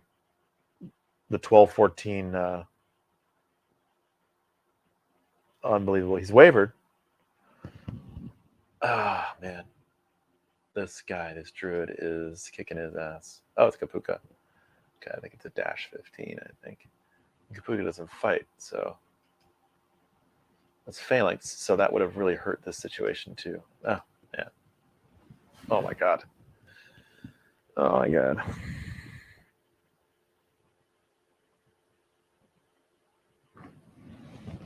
Okay. Wow. Like I said, he needed to put that one piece in there and prevent that flank and move up. And that's probably how I would have handled that.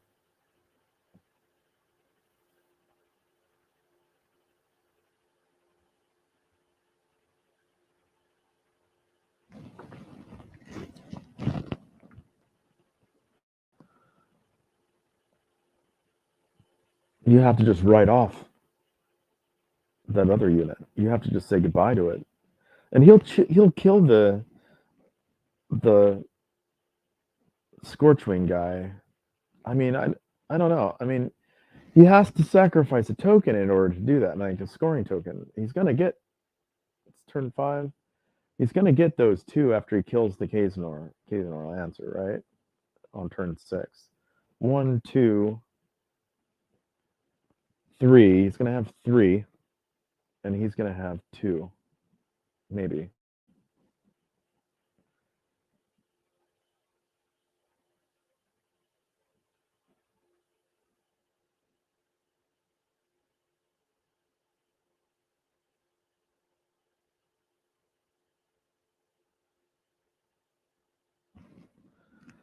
If he shot, he might have done 5 wounds to the arrow metal, which put him to 8 on 10s twice, and then got charged and killed. So none of that would have worked. Alternatively, he could have flown the flying guy in front of one of those and blocked its vision, so only one of them could have charged him. Still wouldn't have mattered.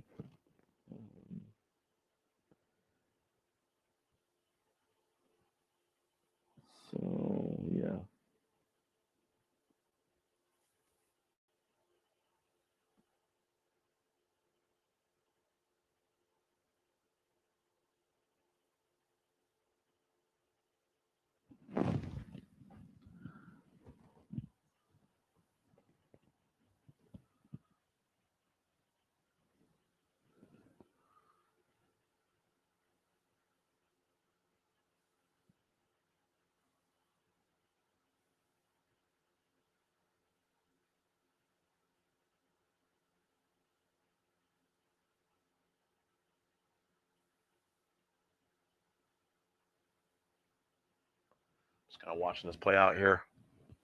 Killed the Lancers. Trying to decide probably where he's going to turn his guys.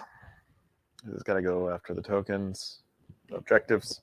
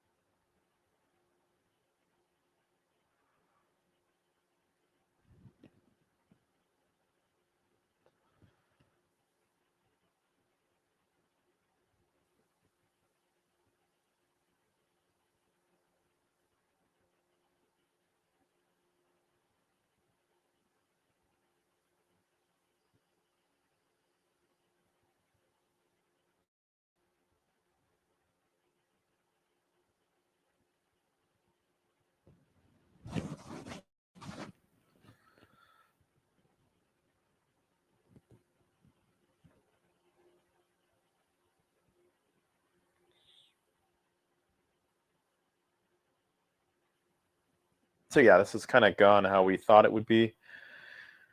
And yeah, we can see how the mobility really impacts the game versus flying army. And I think that is what disturbs players. They have to change their strategy to play against a flying army. So they're out mobilized, and that is an emotional conflict, not a logical conflict. So I mean, the logic is to play more defensively, and that often sounds uninteresting and not pleasing to players. So I think that's why the flying army is discouraged, I think, from beginner play. I mean, obviously, top tables, masters, and all that. We're not talking about that. We're more talking about one-day events and etc. And in order to avoid events from creating specialty rules to filter out this kind of aggressive play, it's generally requested that the rules committee is a little more careful with protecting that aspect of the game. I'm me, a Masters player. I don't have a problem with this. I mean, I understand it, but I do see how community growth could be impacted by this. It creates something fun for the competitive players to play with, and it also requires some skill to build a list that is capable of playing aggressively and also defensively, versus something like this versus the playing field. I don't have a problem with it, especially since allies can get any of these units. I don't really see a problem with this, but I do see how it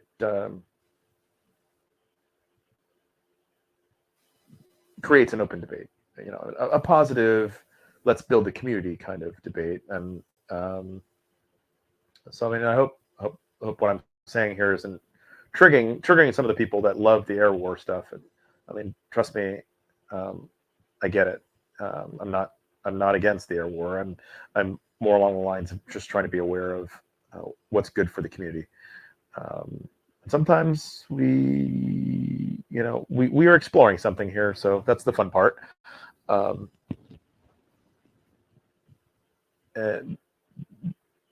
then it's surprising to see how much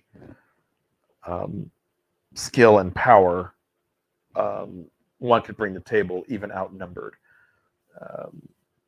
It's surprising. It's very surprising. And I think the table has a big impact on this, because there's a significant density of terrain on the table, which I think was geared to restrict shooting. My understanding of why these tables are built like this is to put power in the hands of the player to have a way to play aggressively against a gun line. However, there's no gun lines at all in this game, in this particular game, and the more terrain actually was more fruitful for the flying army. So, as you can see, the Salamander army didn't have the terrain negotiating capabilities that were needed, and almost requires playing with Scorch Wings in order to deal with this at the strategy that it looks like Dave was trying to employ. There's very little chance that the Kaiser Lancers on the left-hand side of the table would have been effective. Useful, but not effective, because running down the hill is great, but there's big woods and a water feature that is preventing him from employing it. So, I mean, he can't even run through the middle of that. So the best thing he could do would be to hold that token there against two flyers. Would have been better to have both those two on the other side of the table together, or have them on the left side of the table together. In my mind, I mean, I could be wrong, but I'm just trying to say I think I would have tried this a little different strategy. And hindsight's 2020, right? I mean, I would have been I was at the time very interested in what Dave was looking to do. So, I mean, bravo for Dave for sticking this one out and through here. As we can see, the Lancers are not going to do anything to this anvil of, and we all know that. I mean, history repeats itself there. And now we're looking at the trees. I mean, it's not that big a deal. I mean, at this point, he's even within 3 inches of this, so he's even scoring this. So 1, 2, 3. Lancers, I think, are 3, so this is a tie. 1, 2, 2, 1, 2, 3, 4, and that's fine. So it's 1 to 4 on turn 6. I mean, he gets a chance to try to knock out the Lancers. They'll probably do 4 wounds.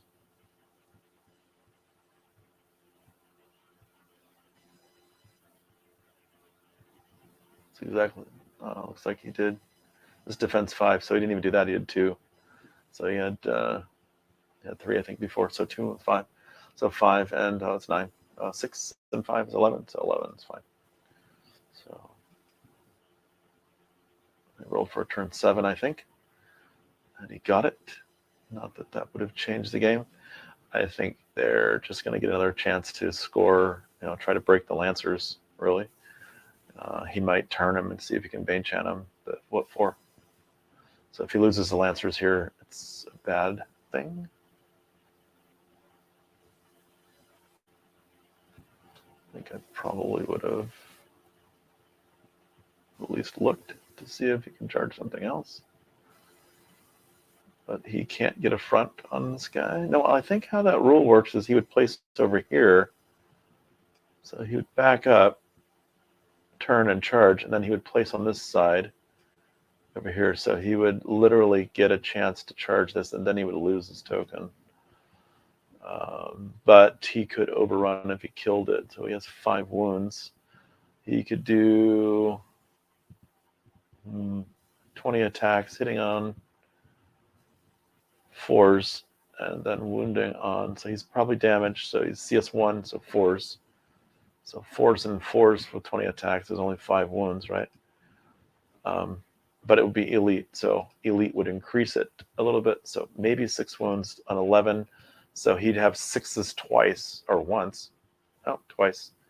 To break this guy with versus nothing here. And he's holding the token here if he can live through it. So it looks like they're rolling. And he did 8 wounds. So box cars will waiver it. And I got a 7, so that's nothing. So now we're just probably going into the attacks right here. And it's over. They probably just called it because it wouldn't change the difference in the game.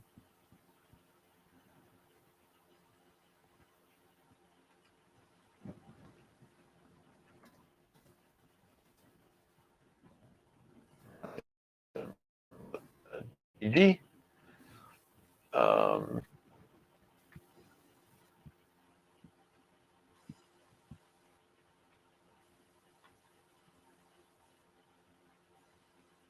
right. Looks like this game is probably over.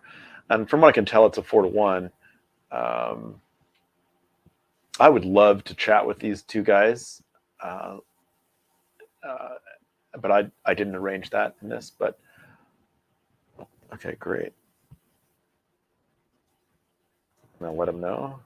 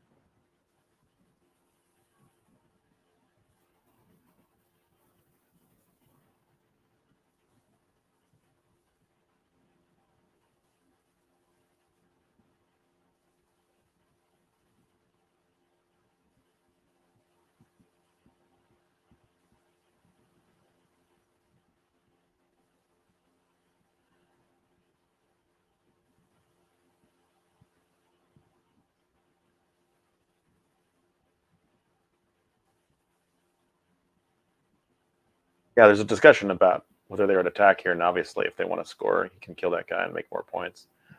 And that's a good call. I mean, you're going to score the points there. It's 5-1 now.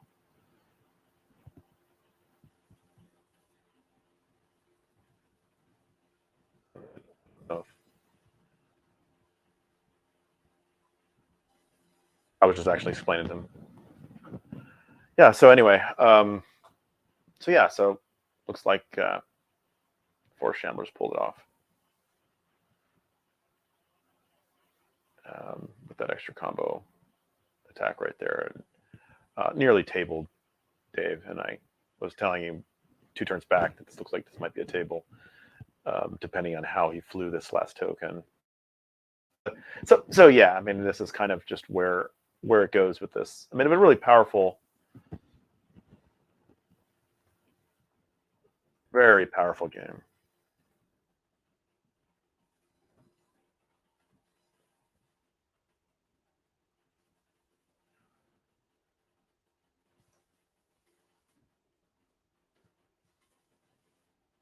So I think I'm going to go ahead and call this here. Thanks for watching.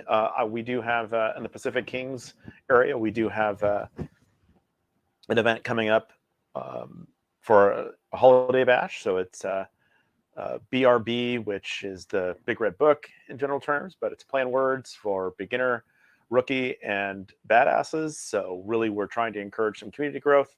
I want to do a shout out to Jeff Shilkin for some of the brainstorming behind this idea, and I really think this is a great way to.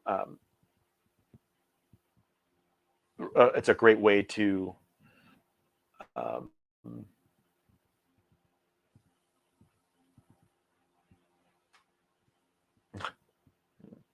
Silly people on this chat. It's a great way to bring the community together and get a chance to play against the beginners and rookies get a chance to play each other in their first 2 rounds, and then everybody comes together in the last round. And so If you happen to be in the SoCal area, we have a Facebook post for it. We want to encourage you to come. There's lots of great events going on here at the end of the year. So I've heard in lots of regions there's a lot of 1 days. So check on with that. You can ask me, and I'll share with you where they are if you're interested, or if you're interested in coming out to our event. Let me know. There's a post on the Search and Destroy page, or you can contact me directly, Mike Grant, and I'll be sure to check in with you guys if you have any questions about any of these events or how it goes.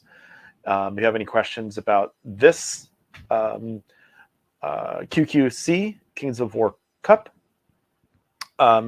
feel free to post or message and leave any comments if you like. And we'll be trying to do as many of these as I can. This is just the first round, and there's 36 players total. So there's 18 matches going on in the next 10 days. And so as I see them, I'll try to record them and post them up. And I think this was a really good one to showcase the capabilities of the air elementals and how they're being used. I think a number of players aren't aware of this and not quite sure how it plays or what it does. And I think this is a great reason for why I did this video. So it looks like the final was a 17-4.